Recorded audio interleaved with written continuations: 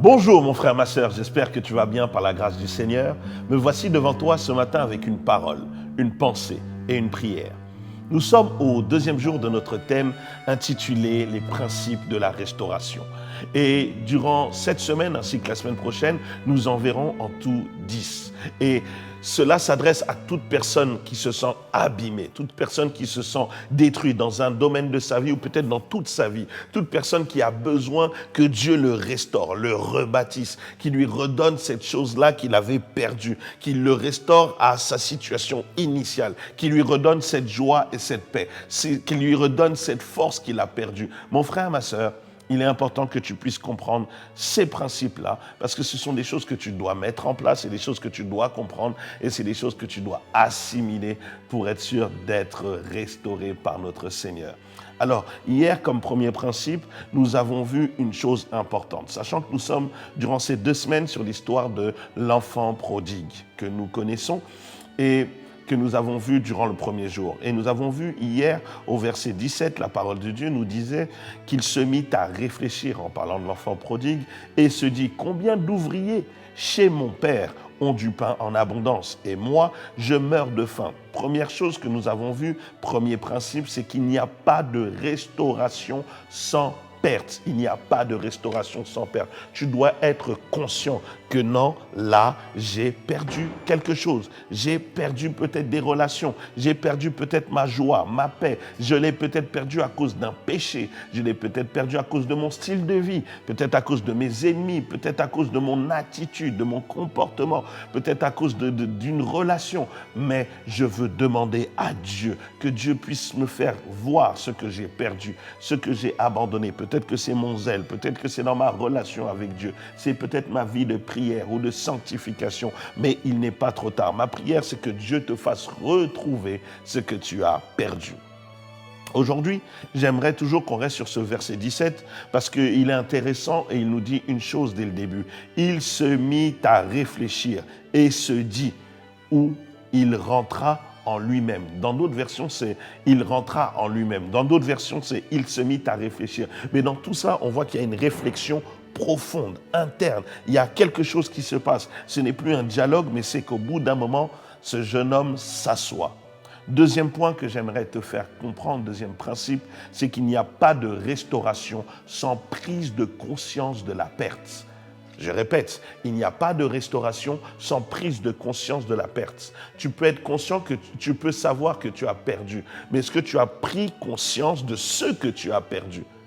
Je peux me dire j'ai perdu de l'argent, mais je dois à un moment prendre conscience que cet argent-là, c'était cet argent qui devait me permettre d'acheter telle ou telle chose. C'était tel montant, j'avais prévu tel projet. En fait, de se dire que j'ai perdu, c'est bien, mais de prendre conscience de ce que j'ai perdu. Parce qu'il y a d'autres personnes, lorsqu'elles perdent, elles se disent, bon, c'est pas grave. Elles n'ont pas la conscience de ce qu'elles ont perdu. Oh, de toute façon, j'ai perdu, c'est juste de l'argent. Non, pour une autre, elle va se dire, non, c'était 50 € dont j'avais prévu de faire telle ou telle chose avec. Donc, il n'y a pas de restauration sans prise de conscience de la perte. La Bible dit, il se mit à réfléchir. Il rentra en lui-même. C'est-à-dire qu'il s'est auto-évalué. Il est important que tu t'auto-évalues. Je suis où actuellement? Tu fasses de toi-même un examen. Tu fasses ton propre check-up. Tu regardes, finalement, dans ma relation avec Dieu, j'en suis où? Finalement, dans ma vie professionnelle, j'en suis où? Dans ma vie sociale, dans mon couple, dans mes relations, dans mes finances, dans ma santé. De faire une évaluation de sa personne, de sa personnalité, de son caractère, de s'asseoir. Et ce jeune homme, à un moment, se dit, non, si je veux être restauré, je dois être conscient que j'ai perdu quelque chose d'important. Savoir, à un moment dans sa vie, se stopper et analyser. C'est-à-dire que ce jeune homme avait son rythme de vie, mais à un moment, il s'assoit et se dit, c'est pas possible que je continue comme ça.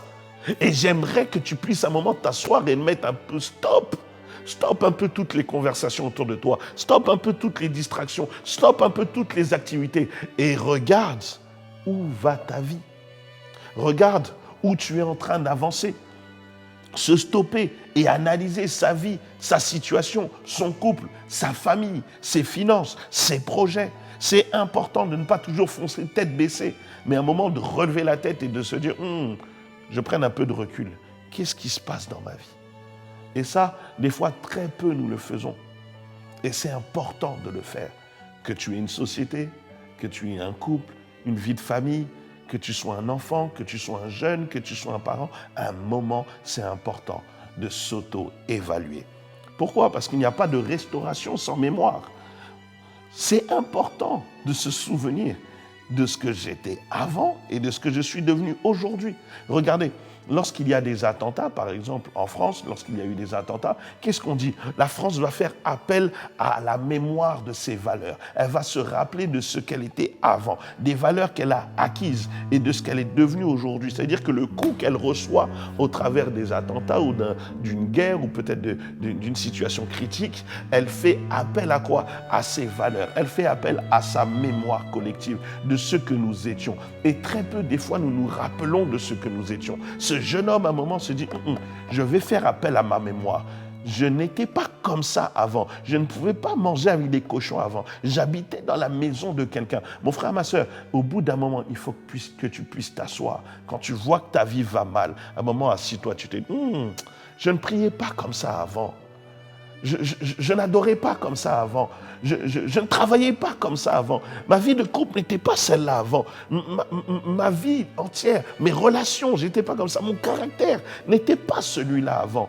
C'est important, lorsque tu rentres en toi-même, de faire une comparaison, pas avec les autres, mais avec soi-même. Parce qu'on a l'habitude de faire la comparaison avec les autres. Regarde ce qu'il est devenu, regarde moi, regarde. Et même dans nos prières, on le dit, Seigneur, pourquoi l'autre a et moi j'ai pas? Pourquoi l'autre est devenu et pas moi? Pourquoi lui et pas moi? Non, compare ce que tu étais avant et ce que tu es devenu aujourd'hui. En entrant en lui-même, ce jeune garçon, il compare là où il vit actuellement, dans une étable, avec des cochons, et là où il était auparavant. Il compare ce qu'il mangeait avant dans la maison de son père, du pain, comme il le dit, et il regarde ce qu'il mange aujourd'hui. Il se dispute la nourriture avec des cochons.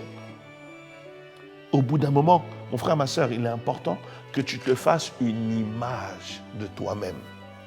Souviens-toi de la paix que tu avais avant. Souviens-toi des débuts de ton couple. Souviens-toi des moments de joie que tu avais avec ta famille, lorsque tu jouais avec tes parents, lorsque tu discutais avec eux, des fous rires que tu avais avec ta femme, des fous rires que tu avais avec tes enfants. Souviens-toi ces moments de joie. Souviens-toi les moments de réussite, de succès que vous aviez au début. Souviens-toi de la relation que tu avais avec Dieu, ce zèle, quand tu étais là, tout feu, tout flamme, tu courais dans ton église, tu courais faire les choses pour Dieu, tu obéissais à Dieu, tu étais là, Seigneur, tout ce que tu vas dire, je vais faire. Au début, tu étais comme ça, toute la joie que tu avais pour Dieu, que tu aies de l'argent ou que tu n'en aies pas, qu'il exauçait ta prière ou pas, tu étais tellement joyeux. Souviens-toi les bons moments que tu as traversés avec telle ou telle personne. Il est important. Ce jeune homme, à un moment, rentre en lui-même. Et le verset 19 nous montre même une conclusion de sa réflexion. Il dit, « Je ne suis plus digne d'être appelé ton fils. Traite-moi comme l'un de tes ouvriers. » Ça veut dire qu'il ne s'arrête pas, comme je l'ai dit au début, à se dire « j'ai perdu ». Il reconnaît ce qu'il a perdu. Et là, clairement, il reconnaît avoir perdu son statut de fils. Il devient conscient de ce qu'il a perdu. Est-ce que tu es conscient de ce que tu as perdu? Est-ce que tu es conscient de quand tu perds ta relation avec Dieu? Est-ce que tu es conscient de tout ce que tu perds derrière? Est-ce que tu es conscient quand tu es en train de détruire ta relation de couple, ou ta relation avec tes enfants, ou ta relation avec tes parents, ta relation avec tes frères et sœurs? Est-ce que tu es conscient de ce que tu es en train de détruire? Est-ce que tu es conscient de ce que tu es en train de détruire lorsque tu commences à ne plus aller au travail ou faire n'importe quoi de tes finances? Est-ce que tu es conscient des choses qui peuvent arriver derrière? Mon frère, ma sœur, il y a des choses, c'est quand tu ne les as plus que tu en comprends leur importance. Ce jeune garçon a pris conscience lorsqu'il s'est rendu compte qu'il n'avait plus de pain. Il a pris conscience lorsqu'il s'est rendu compte qu'il dormait dans une étable avec des cochons qu'il mangeait avec eux au lieu de dormir dans la maison de son père. Mon frère, ma soeur, si peut-être tu es déjà dans cet état, prends conscience ce matin. Il faut que tu sortes de là. Il faut que Dieu te restaure. Et si peut-être tu es en train de dévier, prends conscience avant qu'il ne soit trop tard, avant que tu ne reviennes plus à Dieu. Reviens. Prends conscience de ce que tu es en train de perdre. Prends conscience de ce que tu es en train de perdre dans ta famille. Prends conscience et c'est ma prière pour toi. Notre Père et notre Dieu, je viens devant toi avec mon frère et ma sœur ici présents. Seigneur, que ton esprit nous aide à prendre conscience des choses que nous avons perdues, des conséquences des choses, de ces choses que peut-être nous n'avions pas calculées au début, mais aujourd'hui nous en subissons les conséquences. Seigneur Dieu, aide-nous à prendre conscience de cela afin de pouvoir vivre la restauration qui vient de toi, de ta main, où tu nous redonneras ce que nous avions perdu. Seigneur, ce jeune homme s'est rendu compte qu'il a perdu son statut et il veut revenir. Nous aussi, nous nous rendons compte que nous sommes en train de perdre gros. Nous voulons revenir. Aide-nous à redevenir ce que nous devions être et ce que tu avais prévu pour nous au départ. Seigneur, telle est notre prière. Au nom de Jésus, nous disons Amen. Passe une excellente journée, mon frère, ma sœur, entre les mains de Dieu. Durant toute cette semaine, demande au Saint-Esprit de t'aider à prendre conscience des choses que tu es en train de perdre, des choses que tu as perdues ou des choses que tu risques de perdre en prenant de mauvaises décisions. Que Dieu t'aide, que le Saint-Esprit te parle. Passe une excellente journée. Mais surtout, n'oublie pas que Dieu est un bon Dieu. Amen.